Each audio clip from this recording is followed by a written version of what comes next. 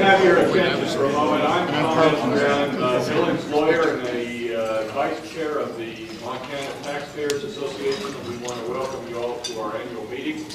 And before we get started and have our luncheon speaker, I'm going to have Tom Roll from Helena give our invitation. You bow your heads. Lord, we come to you tonight, today trying to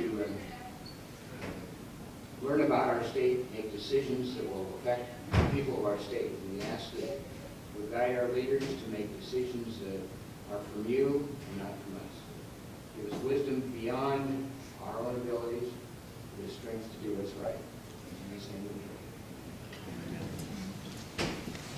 All right, please find a place and enjoy your lunch, and we'll be back to you and introduce our lunch speaker, Bill Yellow.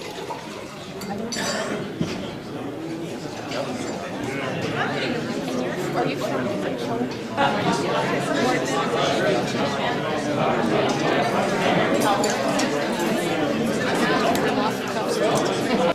He is a Montana native, came to the Montana State Senate in 1983, 85. And so he and Joe Missouri, Jerome and me, are probably the only ones to remember. But we had some good stories over the period. He is a graduate of Dartmouth University and had from 83 to the time the Clinton administration took over as state senator from the Art and Crow Agency area. He was chairman of the Senate Judiciary Committee and used his muscle to actually introduce a bill that would create the magpie as the Montana state bird and replacing the beloved meadowlark. And for someone like myself, an outsider, we had more fun with that bill. And the debate got very crucial, and Bill lost that in 1989, 91, anyway, but it was a colorful debate, and even Tom Tell sought to amend the bill to pass some tax increases on some.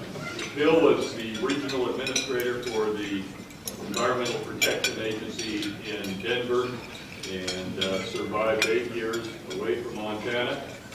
Came back to Montana and found that the family had occupied the family farm and there was really too many siblings, so headed for Bozeman and worked for a nonprofit called the Cook Center for Sustainable Agriculture, which is still in play. And Bill says the purpose is to foster economic stability for family-scale agricultural operations. So he worked on that until Jeff Campbell came calling and advised him that there was a endowed chair for Native American Studies at Montana State University. And since August 15th, Bill has headed that, and he has got a 3-year assignment, and he can design his own curriculum and can do some thinking, writing, and so forth. And I think we're going to be one of the first groups that he's going to talk about his ideas of what might happen in the next 50 years for Native Americans, in particular in Montana. And so it's my pleasure to introduce former Senator, former EPA Director, Regional Administrator Bill Yellowtail, and now from Bozeman, Montana. Bill?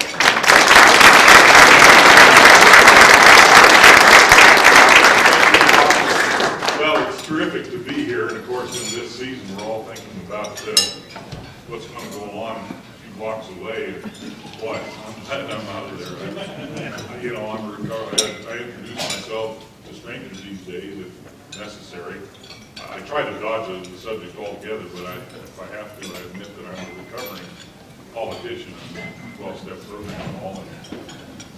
But when presented with a microphone, I have an irresistible urge to filibuster, so I know that you may have to stop me here. I'm really delighted to be here, and that this takes me back to those wonderful old days. Well, I don't know if you'd say wonderful, but old days back in the Senate Taxation Committee room and all the good entertainment we had there together. And I'm particularly delighted that you would have me here to talk and think about where Montana Indians are going to go from here. And why would you give an art? Well, over the years of working with many of you, I know that you have engaged very seriously with matters of, well, where we are with Montana Indian folks and some of the challenges that we face. And wouldn't it be nice if we could convert a lot of those folks who are statistics in the unemployment column to taxpayers? And wouldn't it be nice if we could, by the way, convert some of the tax dollars that are being used to address various and sundry problems in the country to constructive means to that end? And it's with that I'd like to begin today. If you'll forgive me, what I'm going to do is I'm going to deliver excerpts from an article, an essay that I wrote about a year ago that actually has been published, believe it or not. And it reflects my interest in history. I love history. And I really enjoyed Lewis and Clark, and aren't we glad the bicentennial is over with finally? But anyway, I had a lot of fun with it, and used to lead tours and things, and then got to thinking about what Lewis and Clark encountered as they came through this country. And so here are excerpts. On July 25th, 1806, Captain William Clark participated generously in the economy of the Yellowstone Valley region. But his contribution was nocturnal and not entirely voluntary, it was not material. In this story, the delivery of 50 head of prize Nesbitt horses to the local trade network was what counted. You see, Clark never actually met his counterparts in this transaction. Perhaps he was a trifle hasty in his assumption that the entrepreneurs with whom he dealt were Crow Indians, my folks. And but to give him his due, you know, he was merely extrapolating from the widely celebrated Crow penchant for fine horses and their enterprising nature in pursuit thereof. No legends of the encounter survive in the tribal archive to corroborate Clark's attribution. But, you know, anyway, the Crows are prone to modesty, and besides, it was business as usual.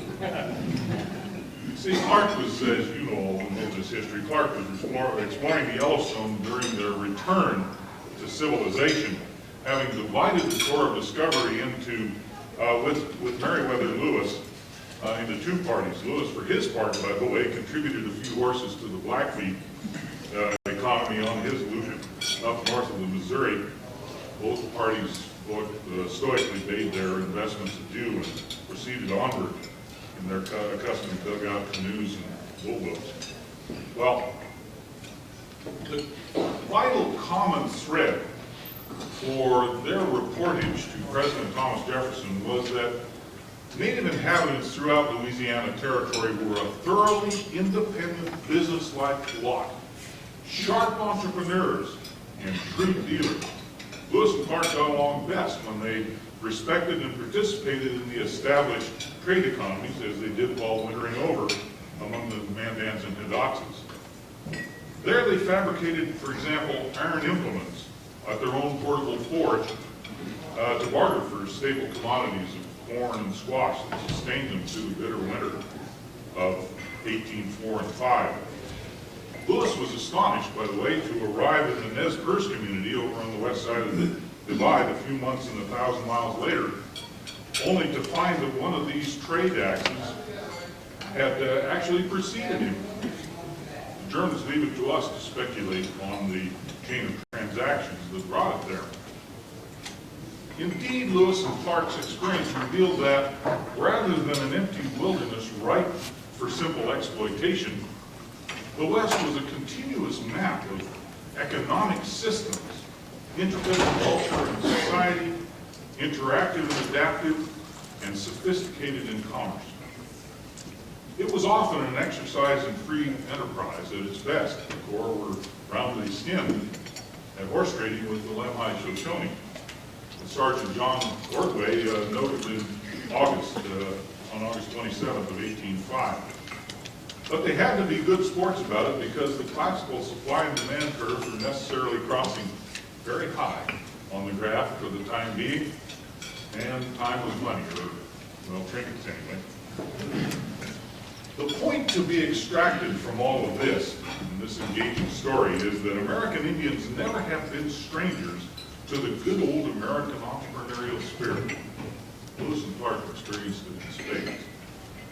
And the point to be projected from here forward is that contemporary American Indian sovereignty depends directly upon a successful rekindling of that entrepreneurial spirit. It's the Indian way. Well, these days, as you've all witnessed, we've succeeded for the most part in defining tribal self-determination and have succeeded in implanting tribal sovereignty in the national language. I urge that it's time now for an evolution to the next paradigm, which might well be entitled Indian sovereignty. And there's a difference, and I want to explain that. First, I must say, huge credit is due to the warriors of tribal sovereignty, tribal as in tribal governmental. The I call it the prerogative of self-government. But we must respectfully propose that this paradigm has a glaring vulnerability, which lies in its potential and usual lack of consideration and priority for the role of the individual Indian citizen, the individual, the person. After all, even with tribal sovereignty, we continue in our Indian communities here in Montana to experience devastating personal and family level despair, poverty and unemployment, twice the national average, consistently lower educational success than the state and national norm, alcohol-related mortality rates triple the national average. I heard the other day, 4 times the national average number of attempted suicides, particularly among young people, and so on. Well, pretty dismal picture. We should think of these human imperatives as matters of Indian sovereignty, as distinct from tribal sovereignty. Shift to Indian think, that is, Indians as persons, versus tribal think, which I call it, tribal as the collective. In the long run, Indian sovereignty, the autonomy of the Indian person, will prove to be at least equally crucial. That is the imperative to re-equip Indian people with the dignity of self-sufficiency, the right to not depend on the Great White Father, the government, even the tribe. Now, this is not a new notion I propose, to be sure. In fact, it is only a circling back to the ancient and most crucial of Indian values, and understanding that the power of the tribal community is founded upon the collective energy of strong, self-sufficient, self-initiating, entrepreneurial, independent, helpful, and therefore powerful individual persons, human beings, Indians. Consider this for evidence. Even a cursory review of our revered community archives of tradition and story and legend reveals a recurring celebration of the man or woman who is distinguished for their empathy and generosity towards someone less fortunate. Empathy and generosity, the highest of civil values. But from whence comes the capacity, the wherewithal for generosity, after all? Obviously, the celebrated sharer of his or her largesse, had to have been resourceful and capable enough to generate their shareable wealth, however great or modest in the story, in the first place. Call it enterprise or entrepreneurship or productive capacity, it is the underlying assumption of the legend. That's the Indian way. Always has been. Now, this is not to diminish the reality of historical and even stubborn contemporary external forces of oppression and injustice and all of that.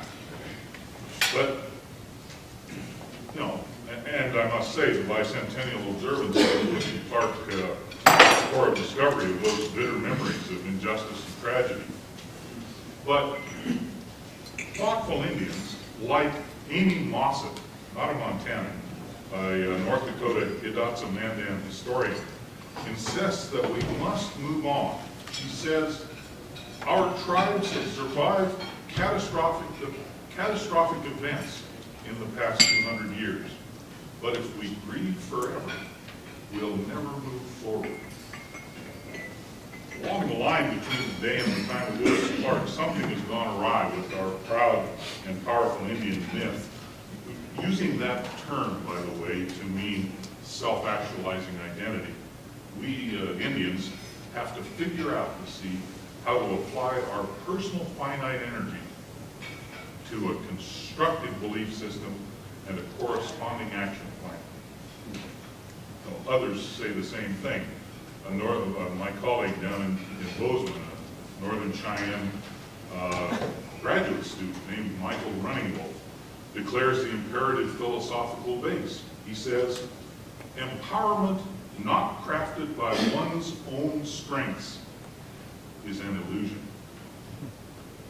Now, of course, in fact, it's not simply enough to just declare it so. In fact, every Indian community will have to make a determined effort to confront our realities, analyze our conditions and prospects with all the tools of modern social science, and then chart a strategic course back to individual and community strength.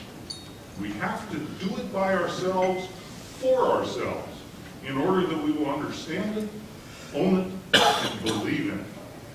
The task of changing our paradigm will take time and tools that we can generate on our own terms.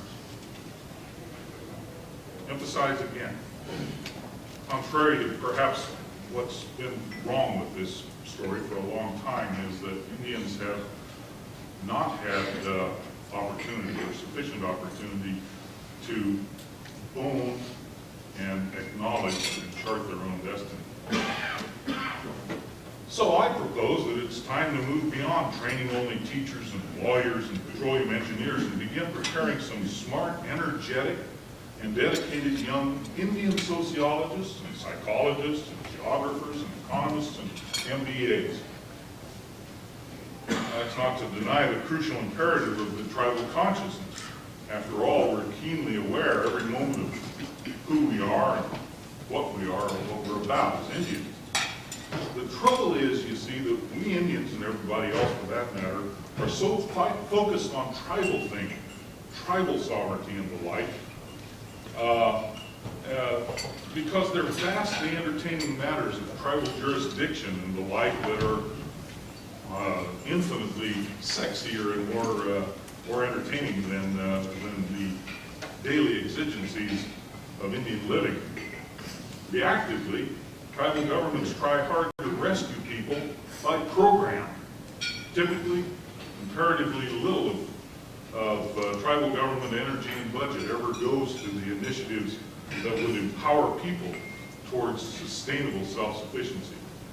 But tribal sovereignty costs a lot of money, and frankly, it's much easier and terrifically sexier than those messy human issues. Now,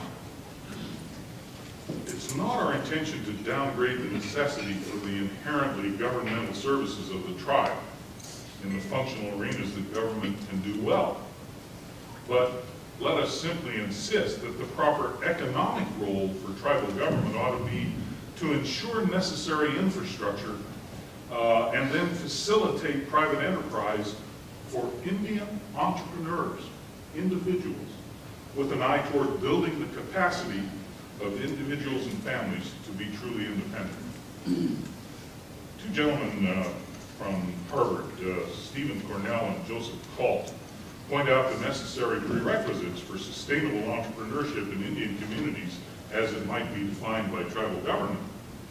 5 points: sustainable institutions and policies, fair and effective dispute resolution, separation of politics from business management, a competent bureaucracy, and cultural coherence.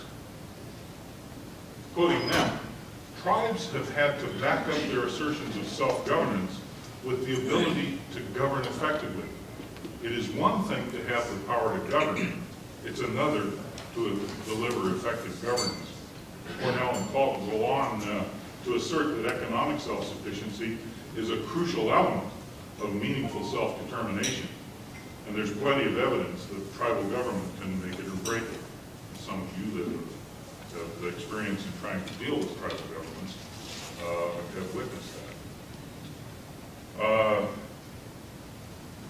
They go on to say, the central problem is to create an environment in which investors, whether tribal members or outsiders, feel secure and therefore are willing to put energy, time, and capital into the tribal economy.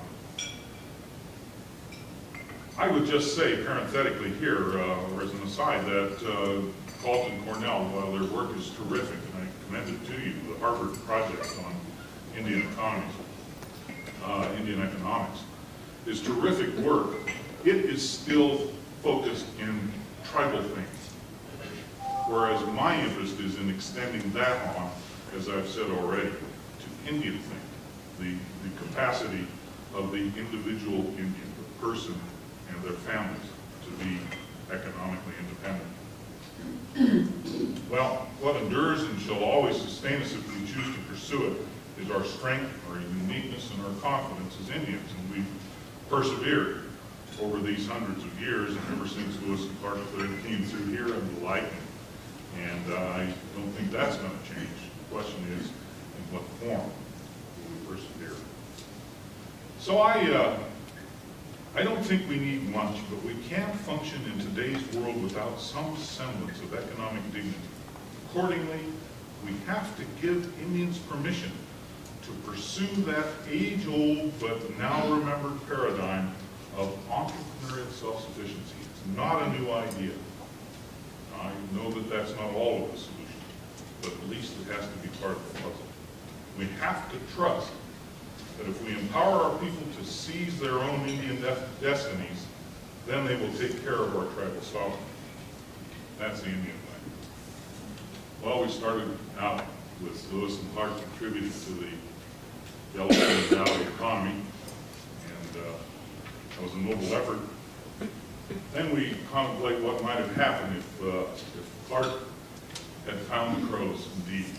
Because you see, this bugged him for a long time, and you can read it in his journals. He actually wrote a very extensive speech that he was ready to lay on these nasty crow Indian entrepreneurs if he could catch up with them. He was righteously sore about his loss of valuable horses, ostensibly to some nocturnal crow Indian entrepreneurs, and he vented his pique by actually drafting this speech full of chastisement. It started, in their classic style, quoting, "Children, your great father will be very sorry to hear of your stealing the horses of his chiefs and warriors, whom he sent out to do good to his red children on the waters of the Missouri." That's why I love this history. There is so much humor in it. Well, we can only wonder how crows would have reacted had Clark ever found them to deliver his diatribe. And it's not at all hard to imagine how we would respond to that speech today. Probably we would say, "Meriwether and Billy, welcome back after all these years. Bring horses." Thank you.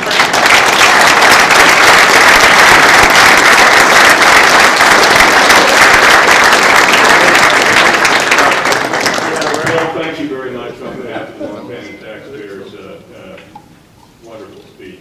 Would like to, maybe I could ask one question, maybe we'll take a couple more, we got some minutes. Question about the reservation system and the push for the peer pressure to return, and does that fit with your entrepreneurship, being the best that you could be pushing that way? Could you address that? I'd be glad to. Thank you, Tom. That's a great question, you know, and I don't take this suggestion of returning back to this old cultural value for entrepreneurship, something that we've lost along the way, rediscover it as something that's going to be simple and easy. I think it's a profound matter, not just mechanics and laws and rules and the like, but of culture. And you pointed out that many Indian communities now have assumed that business is not our business. I tried to point out that that's not the case. But secondly, we've not dealt directly with this reality that in Indian reservation communities now there simply is not enough economic capacity to absorb all of our people, all of our populations. But we still have this familial pressure, this community pressure not to leave. Well, so I think this is going to be very painful, but I think our communities have got to take a realistic look at our potential here and make a cultural adjustment, a determined cultural adjustment to give permission to our people, particularly educated young people, to come back and be a constructive participant if they can, but also, if they must, to leave and make their way wherever they can make their way. I think that that does not entail giving up being Indian. We've fallen for the trap of thinking that being Indian and being successful out in the world, anywhere on the planet, are mutually exclusive. I don't think that is true. It's a cultural adjustment, Rick. Thank you for the question. Any further questions for Bill? Yes, go ahead. Specifically on the study that was done, and I believe the first 2 points were sustainable government and a reliable legal system. That's right. We see some real problems there.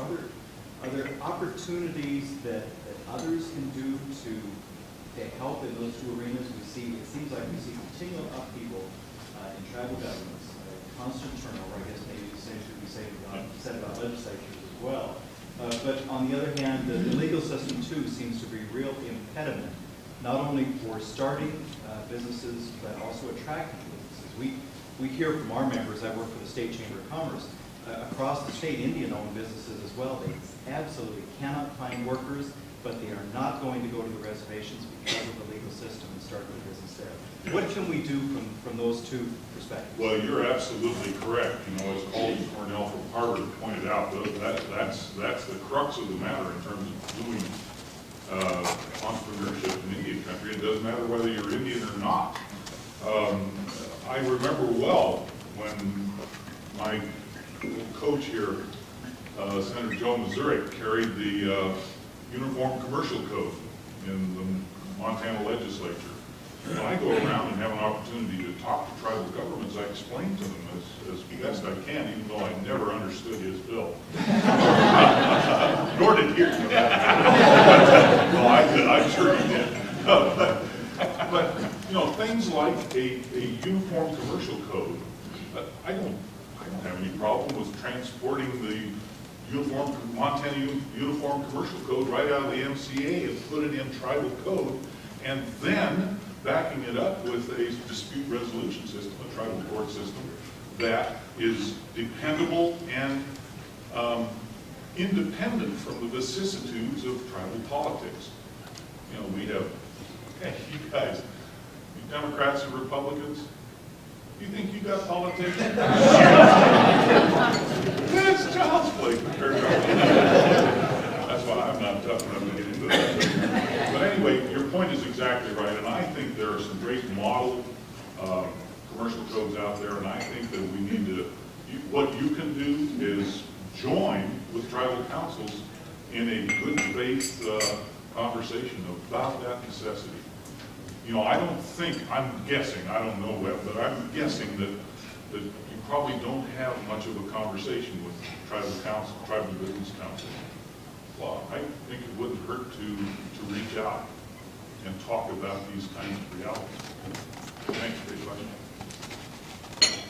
Joe? Bill, that's really such a powerful message that you bring, and I think it probably gets pretty well received in this room because most of us are, you know, pretty close to entrepreneurship. And by the way, your presentation on C-SPAN I thought was very effective too, and I really enjoyed watching that. But my question is, if this was a room full of Montana Indian leaders, what kind of response are you getting or would you be getting from them with this message? You know, I'm disappointed that I've not had an opportunity. I've not been invited to make this presentation to Montana Indian leaders. But I think it's fairly predictable what I'll get, is I'll get beat up. You know, maybe Anthony does. No, I don't know.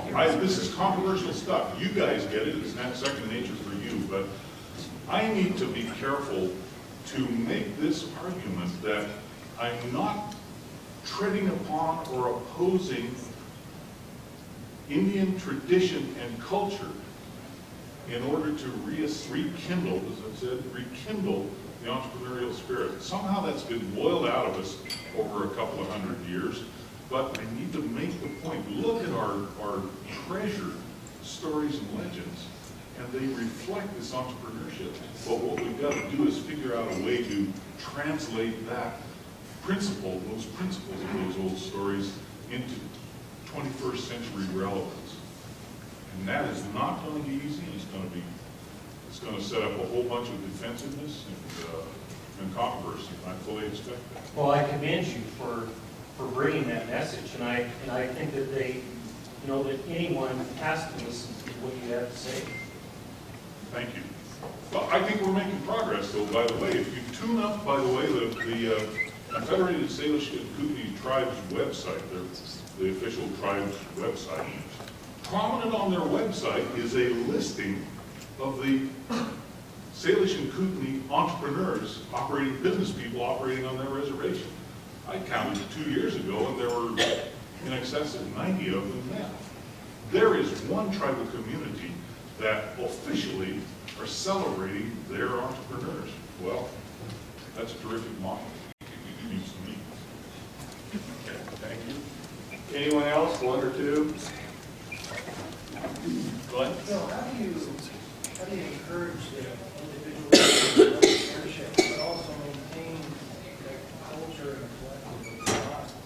How do you, one would, they're counterintuitive. You know, in a way they're counterintuitive, you're right, and that's the way we see it. We see them, we Indians have come to assume that these are two separate universes where there's no overlap whatsoever. And I don't know the answer to that. That's why I say we need to gather up some psychologists and sociologists and folks who understand, anthropologists, types who understand these fundamental human dynamics. They're people dynamics. They're in our hearts and souls. And try to figure them out. I suspect there is not a built-in dichotomy. In fact, here's the evidence that I rely on, and it's purely personal. My grandparents' generation were a bunch of old-timers. They were hardly born in the reservation days. They were. My great-grandfather was born in the Buffalo days and made the transition to becoming a farmer, and he was serious about it and successful at it. And his children then, I think 6 of them, all thoroughly traditional, spoke the Crow language, knew the culture inside and out. They didn't just know it, they participated in it, they were in it. And yet every single one of those old timers, they're all gone now, all lived long and fruitful lives, but every single one of those old timers could participate in the tribal spiritual doings and all of it, and in fact were leaders of it. One of them was a noted Sundance chief, and yet could hold their own anywhere, in business, down at the bank, over at anywhere, literally anywhere in the world, because some of them did travel internationally. They could speak English with the Queen. Well, based on what I observed from my grandparents then, it's pretty hard to convince me that we cannot be those things simultaneously. They were thoroughly Indian and thoroughly operational anywhere in the world. They could do it then, and I suspect we can do it now.